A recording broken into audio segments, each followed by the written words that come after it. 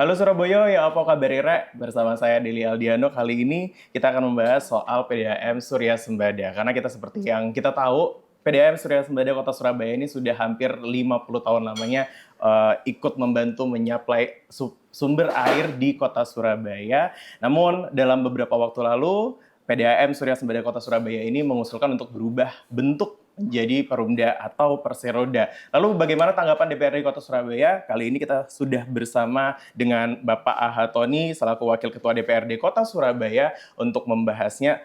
Pak Tony, apa kabar? Alhamdulillah baik Mas Deli. Baik, Pak Tony. Ini kabarnya DPRD Kota Surabaya sudah menyiapkan pansus atau panitia khusus dalam membahas rancangan peraturan daerah terkait perubahan bentuk PDAM Surya Sembada. Ini seperti apa, Pak? Ya, ini transformasi yang perlu kita ketahui bersama bahwa usulan perubahan oleh pemerintah kota kepada DPRD tentang status dari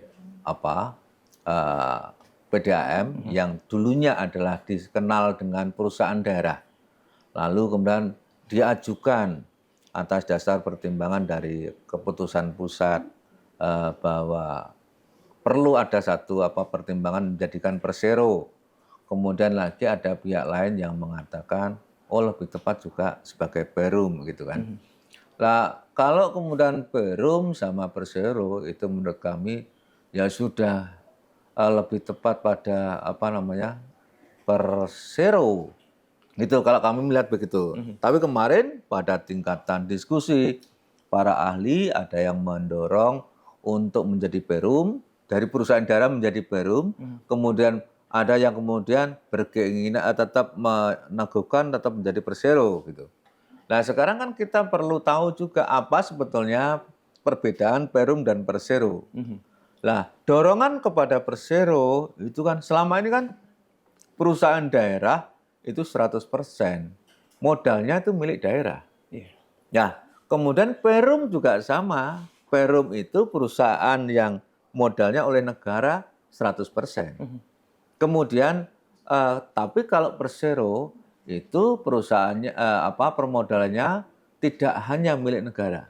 Berarti bisa milik badan atau bisa milik perorangan. Sehingga ada kesempatan kalau persero itu dia akan menjadi perusahaan publik, ya kan? Kemudian nanti itu bisa lebih ada keterbukaan, kemudian bisa melakukan tindakan-tindakan lain seperti privatisasi.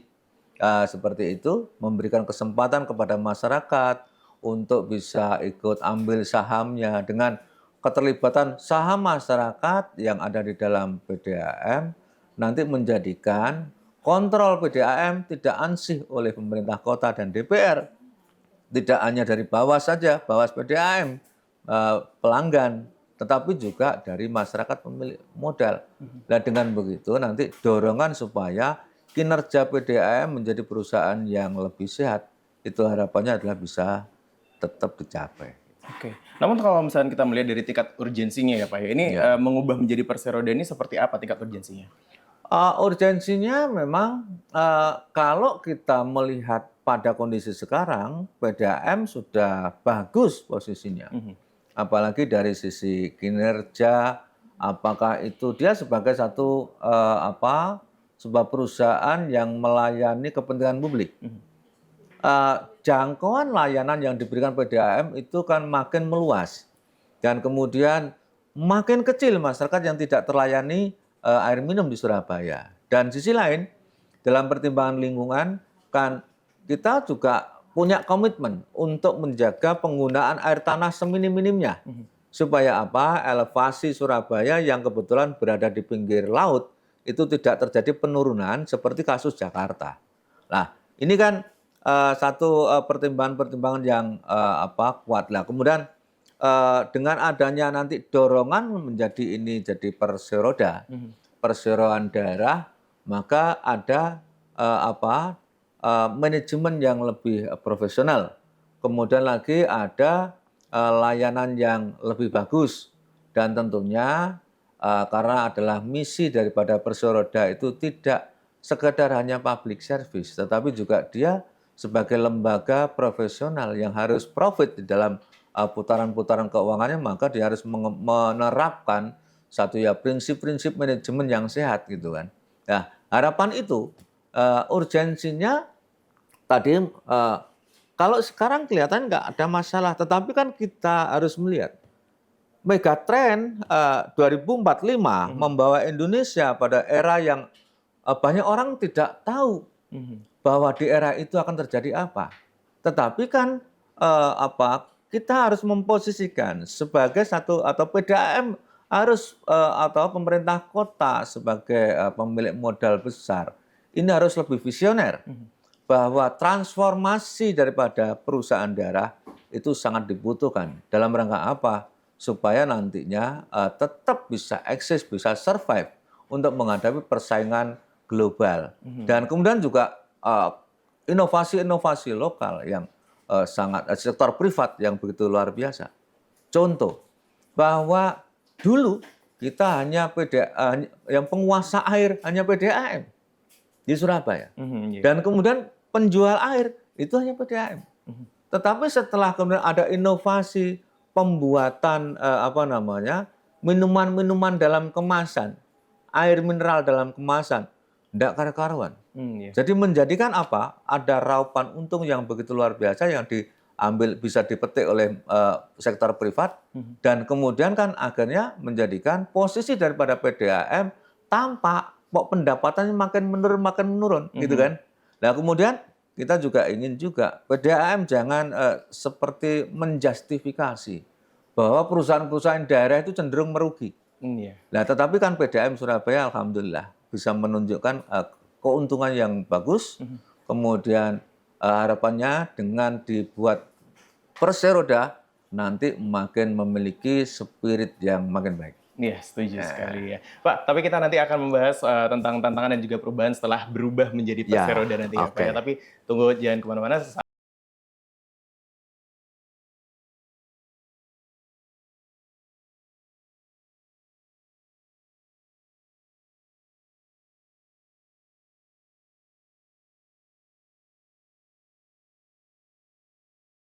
Bang Ara di Gerindra di struktural sebagai apa? Oh enggak, saya nggak pernah cari jabatan. Saya dukung Prabowo Jokowi 10 tahun nggak jadi menteri, saya loyal.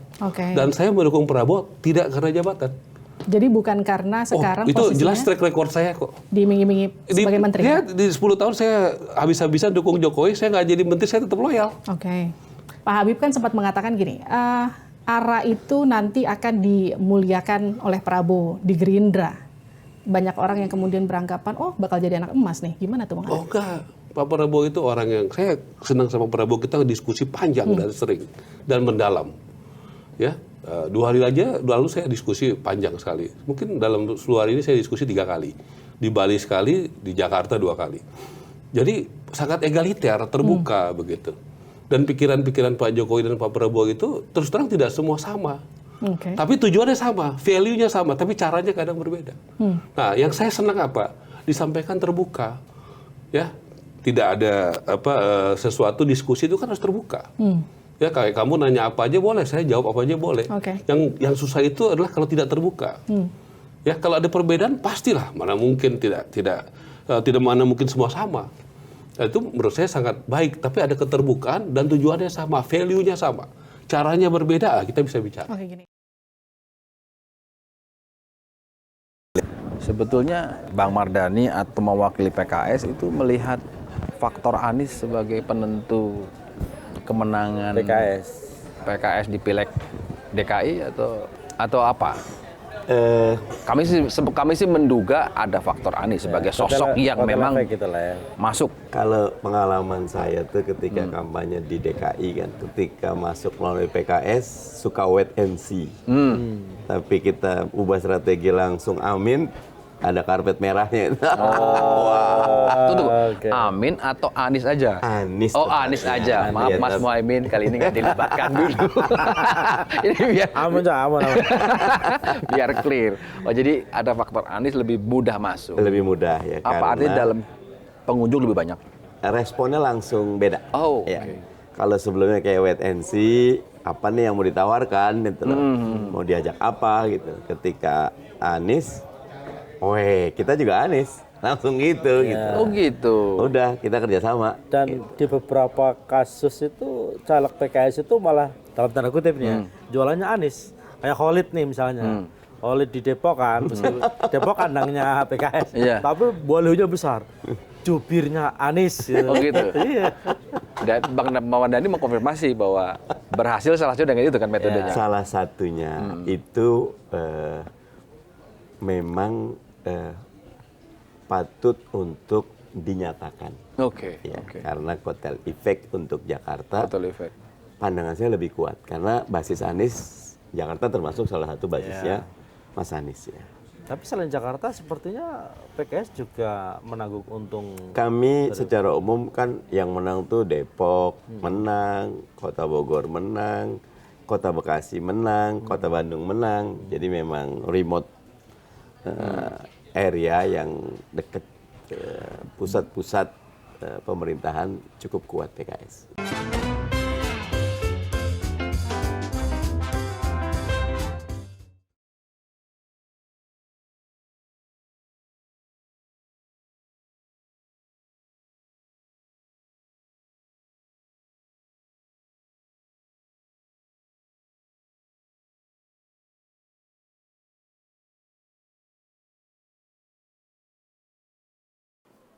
Kembali bersama saya, bincang kali ini bersama dengan Pak Tony, Wakil Ketua DPRD Kota Surabaya, masih membahas tentang PDAM Surya Sembada yang akan berubah. Ini Pak, tadi kan kita sempat membahas tentang adanya Raperda dan persiapan dari Pansus sendiri yang disiapkan oleh DPRD Kota Surabaya. Ini kalau boleh tahu, Pansus ini dihandle oleh Komisi B atau komisi apa nih Pak? Ya, komisi yang kita percaya untuk menghandle perubahan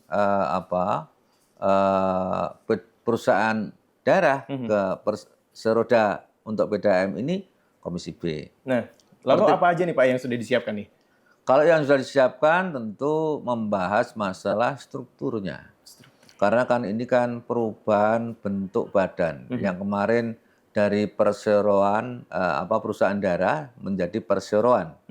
Nah, untuk perseroan ini berarti kan ada satu konsekuensi yang bisa kita tangkap, keberadaannya mereka publik boleh memiliki. Berarti kan yang pertama tentang perubahan dari perusahaan daerah menjadi perseroda itu membawa implikasi pada perubahan apa?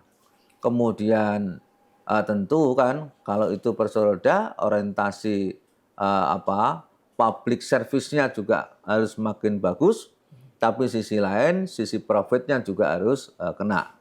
Sehingga nanti kan harus ada memikirkan satu inovasi tentang ada bidang yang memang PDAM dia bertugas untuk memberikan pelayanan pada publik harus selesai total. Tetapi di sisi lain PDAM juga harus memikirkan bahwa dia sebagai satu perseroan yang harus juga mencari untung, tetapi tidak memberikan beban yang berat kepada masyarakat. Kan gitu kan? Kalau untuk public service kan kita harus memberikan sebaik-baiknya kepada masyarakat. Kalau PDAM airnya jernih, airnya baik, kualitasnya baik, kemudian tidak berbau, tidak gampang mati kan gitu. Tetapi harganya murah.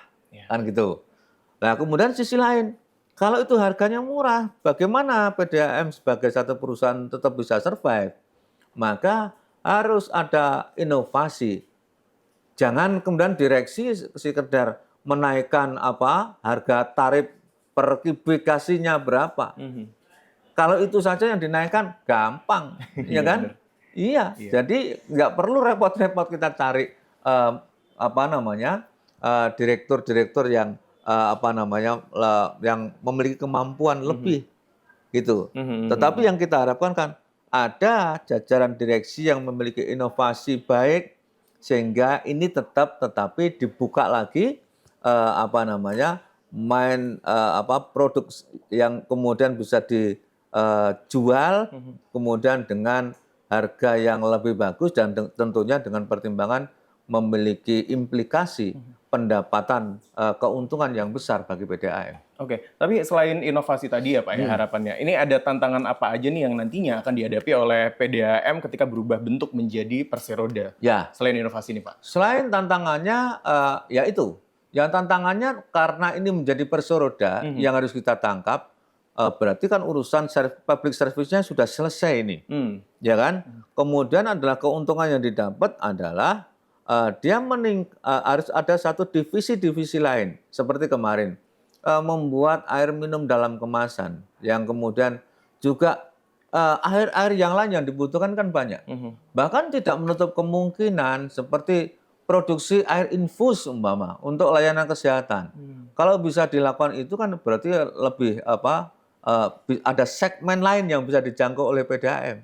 Dia memiliki satu kemampuan untuk menerobos tidak sekedar hanya kebutuhan-kebutuhan harian, tetapi secara lebih khusus itu adalah bisa dipenuhi oleh PDAM. Nah, kalau itu bisa dilakukan maka PDAM akan nampak sebagai perusahaan yang memiliki inovasi baik. Karena inovasi baik, perseroan ini kan konsekuensinya memberi kesempatan kepada publik untuk ikut serta in charge di dalam saham. Bisa saja kan nanti itu PDAM go publik, kemudian berapa persen dilepas kepada masyarakat, masyarakat ambil di situ kan gitu kan. Nah, orang akan menangkap go publiknya itu sebagai satu privatisasi yang kemudian memberikan keyakinan bahwa investasi di PDAM itu menguntungkan karena adalah produk yang dibuat memang segmennya itu jelas, kemudian keuntungannya itu jelas, manajemennya baik sehingga dengan adanya ruang go public tadi itu kan menjadikan PDAM menjadi lebih besar gitu kan. Nah, kalau kemudian itu tidak bisa bangun image itu, ya trust atas PDAM tidak akan menjadi baik walaupun toh itu dirubah menjadi Perseroda. Iya gitu. Iya, benar.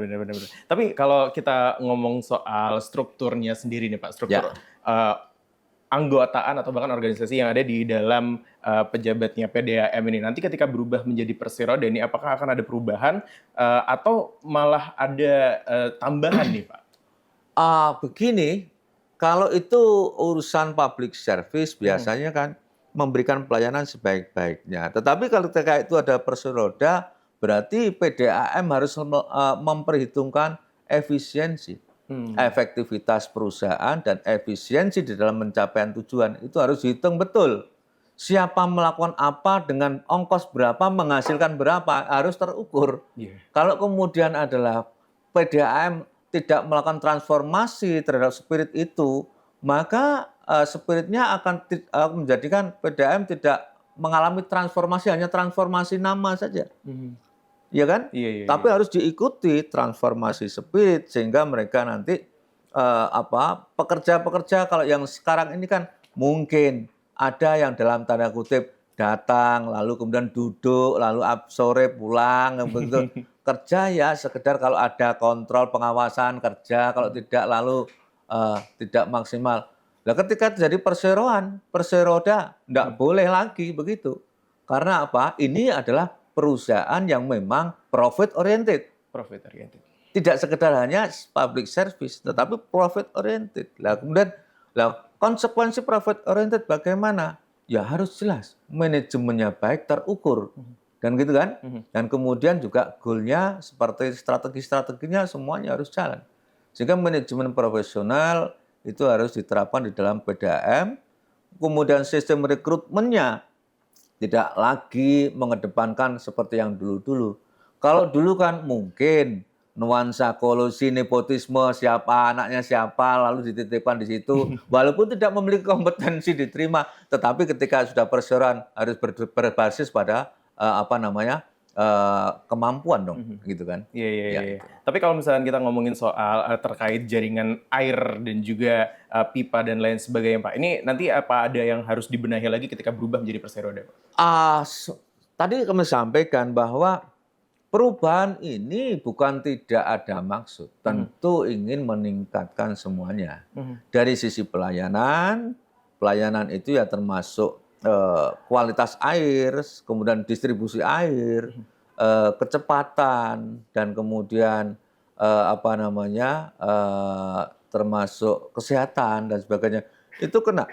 Dan kemudian kalau kemarin kan ada yang masih warna kuning, bahkan ada banyak cacing, kadang-kadang keruh, tiba-tiba mati tanpa ada pemberitahuan, begitu. Nah itu harus selesai itu. Kalau toh itu harus terjadi, maka harus ada penjelasan yang lebih mencerminkan profesional. Ada etika yang harus disampaikan, harus diwujudkan oleh lembaga PDAM yang nanti berubah menjadi kursi roda. Ketika itu adalah mati, direncanakan, beritahu dulu konsumennya. Ketika itu mati karena insiden tertentu, minta maaf dan percepatan dilakukan perbaikan itu harus jelas. Kemudian lagi jangan sampai kalau kemarin kan air keruh ketika terjadi pembenahan saluran, ada instalasi yang rusak, lalu kemudian ketika itu dibenahi, lalu kemudian muncul masuk air kotor yang dari luar itu masuk. Nah kemudian kan itu kan perlu lagi ada satu kemampuan upaya untuk mengupgrade skill daripada teknisi untuk menjadikan layanan proses daripada penyambungan tetap dilakukan, tetapi adalah terobosan air masuk yang akhirnya adalah lari ke pelanggan tadi adalah yang kotor, itu adalah tidak terjadi seperti apa. Kita harus bisa menyontoh apa yang dilakukan oleh PLN. Kalau dulu tiba-tiba padam. Kenapa? Oh ada perbaikan jaringan, kan gitu. Tetapi PLN sudah melakukan terobosan, oke, ini perbaikan tanpa pemadaman. Lalu adalah dibuatkan apa? Jumper begitu kan. Kemudian adalah objeknya diisolasi lalu dijumper tanpa ada kematian listrik, tetapi kemudian perbaikan bisa dilakukan. Kalau itu PLN bisa melakukan, mengapa PDAM tidak bisa melakukan? Kan gitu kan? Tetapi juga kami apresiasi seperti kemarin bongkar pasang jalan sudah bagus dibongkar untuk PDAM. Kemudian itu sekarang sudah menggunakan sistem drilling yang itu menjadi makin cepat dan makin sehat.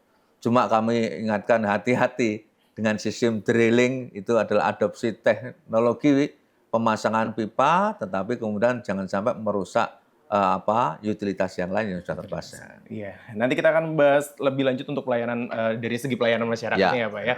Jangan kemana-mana, sesaat lagi.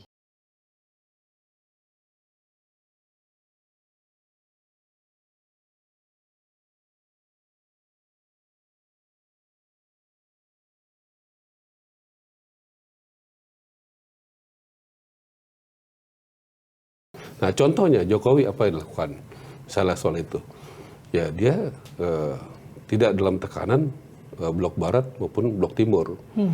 Waktu perang Rusia dan Ukraina, saya pikir pada saat berkecamuk perang, yang presiden yang berani datang ke Rusia dan Ukraina itu hanya Jokowi. Nah kedua, Freeport sudah berapa puluh tahun itu dimiliki oleh Amerika, sahamnya mayoritas. Dari dulu sudah ada Freeport, tapi yang bisa membuat Freeport di bawah 1% baru Jokowi. Dari dulu kita sudah punya nikel, tapi yang berani melarang ekspor nikel mentah baru Jokowi, bahkan berhadapan dengan WTO. Karena Eropa tidak mau kita melarang ekspor mentah. Sementara kita mau naik kelas dari negara menengah menjadi negara industri. Dan tentu kita mau bahan alam kita, kekayaan alam kita diolah dulu. Dibangun smelter, baru dijual supaya harganya naik. Dan itu dibuktikan bagaimana kita punya royalti, pajak, dan sebagainya, nilainya itu berpuluh-puluh kali lipat. Dari tadinya mungkin hanya puluhan triliun, jadi ratusan triliun. Jadi itu butuh keberanian. Itu dulu ya. Jadi alasannya kenapa saya mengatakan bahwa Jokowi lah yang berani menjalankan ajaran Bung Karno. Contoh, yang berani membuarkan organisasi radikal adalah Jokowi. Di ruang tunggu, kata Bang Mardhani, kalau PKS menang di DKI itu bukan PKS yang bagus, karena PDIP-nya lagi jelek. Merendahnya bisa aja. Harus tahu karena diri. PDIP-nya lagi turun kursinya. Kami kan kalau kita menang, kemarin PDIP 25 ya. Kita di 25, buat saya itu definitely menang. Tapi dengan 16 ke 18, PDIP dari 25 turun ke 15, kita naik ya. Tetapi dengan rendah hati, bukan kemenangan mutlak. Karena kita juga nggak punya golden ticket. Golden ticketnya kan 20% dari 106 anggota itu 21,2. Tapi karena Koma. di bawah 5. Jadi ke bawah 21. Artinya nggak bisa nyalonin sendiri Ya, kan? kurang 3.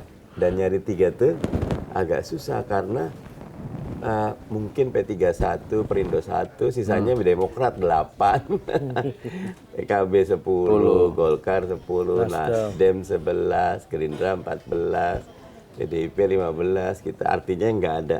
Kalau ada aja yang 3 atau 4 kan enak tuh. 28 sama 4, 22 jadi Kali gabung. lean.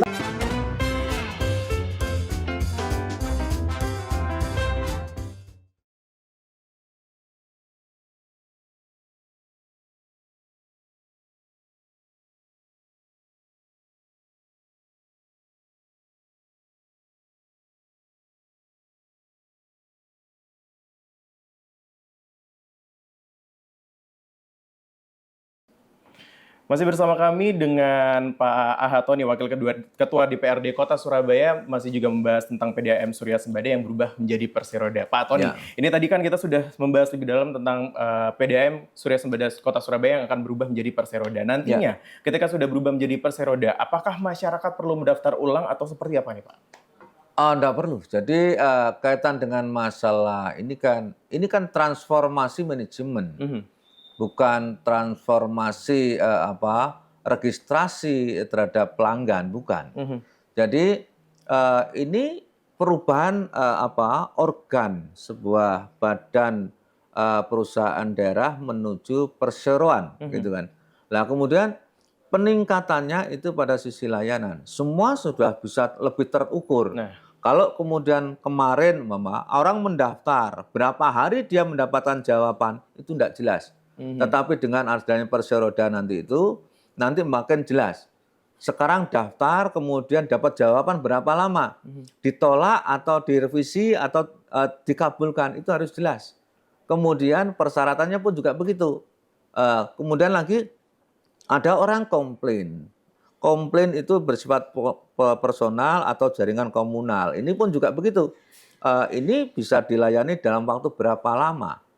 Jadi kalau umpama kemarin dilayani sehari, tetapi adalah dengan yang Perseroda harapan kita sudah hitungan jam saja. Bahkan kalau perlu menit bisa selesai, gitu kan, nggak sampai sekian jam. Itu terus kemudian lagi kaitan dengan respon daripada manajemen terhadap keluhan-keluhan yang tiba-tiba muncul, tiba-tiba ada keluhan air bau, tiba-tiba air kotor dan sebagainya.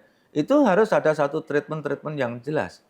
Dan kemudian adalah bagaimana itu dilakukan dan kemudian bagaimana itu diatasi. Seperti kalau kemarin kan, ada keluhan air keruh, kemudian ya sudah, mohon maaf ada perbaikan di sana. Tapi tidak ada satu upaya bagaimana keruh menjadi jernih dalam waktu yang cepat. Kan mestinya itu bisa dilakukan dengan cara apa? Mungkin ada satu seperti tadi yang dilakukan oleh PLN. Dibuatkan jumper begitu, tetapi dikasih filter sehingga adalah dari jumper menuju ini ada filter yang kemudian bisa menyelesaikan keluhan masyarakat itu. Dan hal seperti itu kalau itu bisa dilakukan secara cepat, maka perubahan menjadi Perseroda itu ada rasanya, ada maknanya. Ada maknanya. Ya, tetapi kalau hanya sekedar berubah, tetapi manajemennya dan karakternya tetap, maka ya untuk apa berubah? Nah itu dia. Tapi kalau ngomongin soal tarifnya ini seperti apa Pak? Setelah ada perubahan menjadi Perseroda, apakah ada kenaikan tarif atau gimana Pak? Tarif itu kan namanya perusahaan itu kan ada kalkulasi bahwa mereka ongkos produksi berapa, kemudian lagi adalah prosesnya berapa, lalu ada profitnya berapa. Kalau itu adalah orientasi profit. Sehingga adalah penentuan. Tetapi kalau tahu itu adalah public service, ya minimal BEP aja. Kalau perlu, biaya yang dikeluarkan untuk mendatangkan air, kemudian investasi saluran, kemudian pompa, daya dorongnya berapa, ditambah itu BEP aja sudah bagus. Jadi adalah untuk orientasi pelayanan publik, PDAM, kalau bisa tidak perlu ambil profit, tetapi ambil profit pada bidang yang lain. Dengan begitu, akhirnya kan ada rasa bahwa pelayanannya itu memang betul-betul murah dan bagus, tetapi untuk profitnya tetap juga kena. Dengan begitu, kalau itu bisa kecapai, ya saya yakinlah semua akan mengacungi jempol kepada PDAM. Nah, itu dia. Boleh Pak, mungkin secara singkat ya harapannya nanti setelah PDAM Surya Sembada Kota Surabaya ini berubah menjadi Perseroda, harapan dari DPRD Kota Surabaya nantinya ini seperti apa Pak? Harapan kita yang pertama tentu harus makin sehat, memiliki performan yang jauh lebih baik, dan PDAM saya pikir harus menjadi inspirator terhadap perusahaan-perusahaan daerah yang sekarang mulai bertransformasi menjadi Perseroda di Surabaya. Dan sejauh ini kan banyak perusahaan daerah yang selalu dikatakan oleh masyarakat, bahkan kok setiap perusahaan daerah BUMN selalu merugi karena di situ ruangnya korupsi. Coba kami minta dengan adanya perubahan transformasi menjadi Perseroda ini, bahwa rasa itu adalah tidak ada. Ya kan, hilang karena adalah pendekatannya tidak lagi pada pendekatan kepentingan personal komunal, tetapi ini betul-betul profesional. Iya.